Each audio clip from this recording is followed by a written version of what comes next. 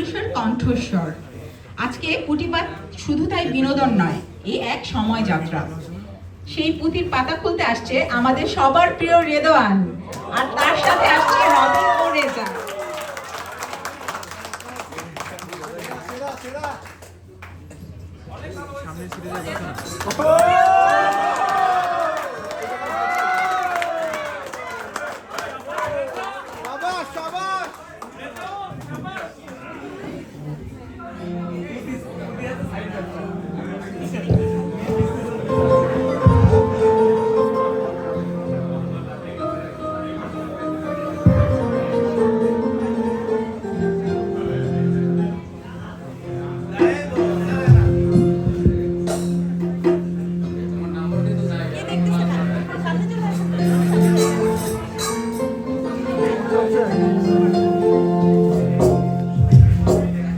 শোনেন শোনেন ক্যাডার বৃন্দ, শোনেন দিয়া মন, একাডেমির স্মৃতি কিছু করি বিরচন।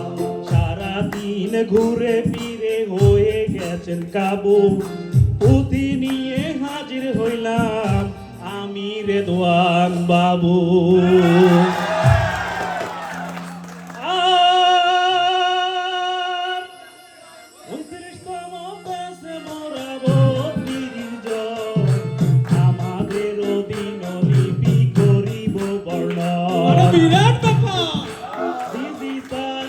সবাইকে সালাম জানাই, অনুমতি পাইলে কিছু কইলা যাইতে চাই। ভোর 6টায় উঠে আমরা 3 কিলো হাঁটি, সঠিকভাবে না হাঁটিলে জ্যোতি স্যারের ঝাড়ি। তারপরেও নাই কোনো কম্পিউটার, শরীর চর্চার নামে করায় কত রকম কসরত।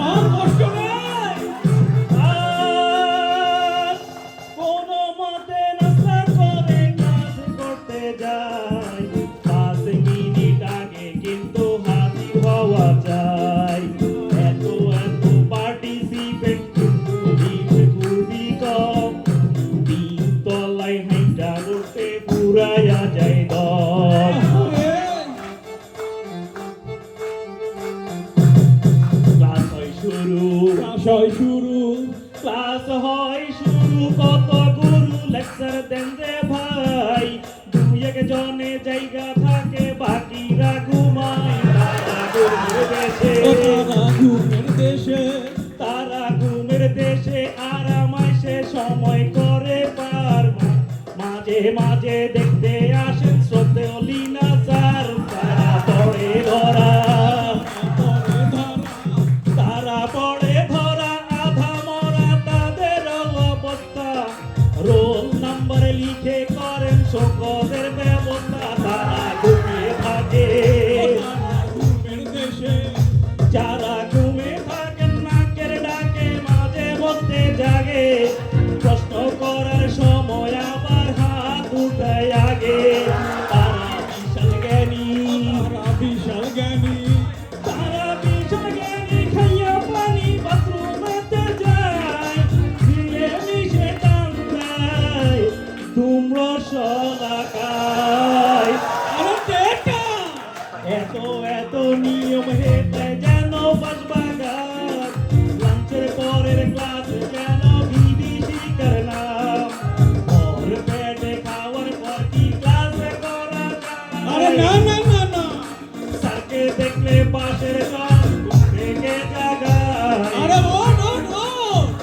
ডিরেক্টর স্যার ক্লাসে এসে মাঝে মধ্যে বলে, আমাদের এখনো নাকি হানিমুন চলে।